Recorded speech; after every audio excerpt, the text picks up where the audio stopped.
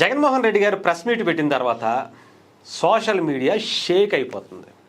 అసలు ఏ రేంజ్లో అంటే ఇప్పటి వరకు రెండు తెలుగు రాష్ట్రాల్లోనే కాదు, భారతదేశంలో ఇలా సోషల్ మీడియాలో షేక్ అయిపోయేటువంటి కంటెంట్ ఇచ్చినటువంటి ఏకైక నాయకుడు జగన్మోహన్ రెడ్డి గారు మాత్రమే. నాకు తెలిసి ఆయన్ని బీట్ చేసేటువంటి వ్యక్తి జీవితంలో ఎవడో రాసి పెట్టుకోండి. ఎవడెత్తాడండి అసలు ఆ టైమింగు, ఆ కామెడీ, ఆ న్యాచురల్ పర్ఫార్మెన్సు, ప్రతి లైను చూసి ఎంత అద్భుతమైనటువంటి ఆ వాక్ దాటితో బెదర కొట్టేస్తున్నాడంటే ఆలోచించండి.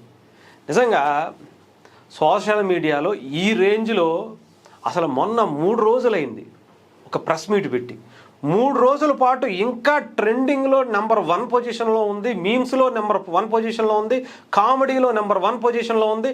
అసలు ఆ టైమింగ్కి ఫిదా అయిపోతున్నారు అంతే. అసలు జనాలు అయితే పిచ్చి పిచ్చిగా నవ్వుకుంటున్నారు. అసలు ఎవరండి ఈ మధ్యకాలంలో అసలు ఒక్క సినిమా పేరు చెప్పండి, ఒక్క సీరియల్ పేరు, ఒక్క కామెడీకి సంబంధించినటువంటి షో పేరు చెప్పండి, ఎలా నవ్వించింది. కంటిన్యూస్గా 3 రోజుల పాటు ఆయన ప్రెస్ మీట్ పెట్టుకుని అసలు టీవీలో ఫోన్లో చూసి చూసి నవ్వి నవ్వి నవ్వి నవ్వి పొట్ట పగిలిపోతుందరా నాయన అనుకునేటువంటి పరిస్థితి వచ్చింది.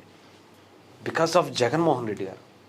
ఆయన వెనకాల ఒక టీము సైన్యంలో పనిచేస్తుంది ఆయన అలా ప్రొజెక్ట్ చేయటం కోసం.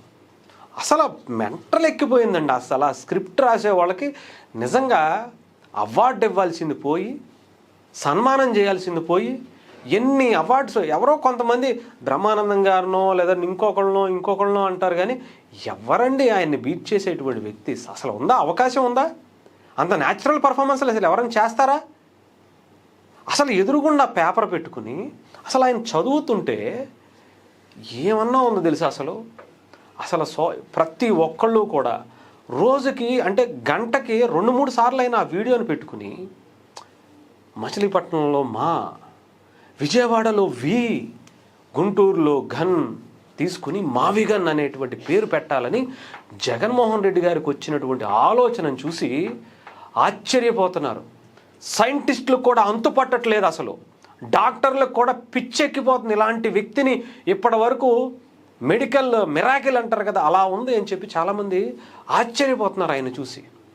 ఒక మల్టిపుల్ పర్సన్ ఆంధ్రప్రదేశ్ గురించి ఎంత ప్రాణం పెట్టి ఆలోచిస్తారా?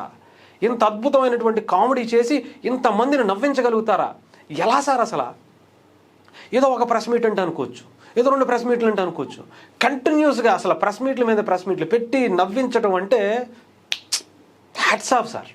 మెంటల్ అంతే. అసలు జీవితంలో ఇంకొకళ్ళు ఆయనకి సాటి. నెవర్ బిఫోర్ నెవర్ ఆఫ్టర్ అంటారు కదా, ఆయన ముందు ఆయన తర్వాత ఆయనకి అడ్డొచ్చేవాడే లేడు. అసలు సమస్య లేదు. ఈ రకమైనటువంటి కామెడీ టైమింగ్తో ఆయన రాజకీయాల్లో దూసుకెళ్ళిపోతాడంతే వెనక్కి. మీరు రాసి పెట్టుకోండి అంతే.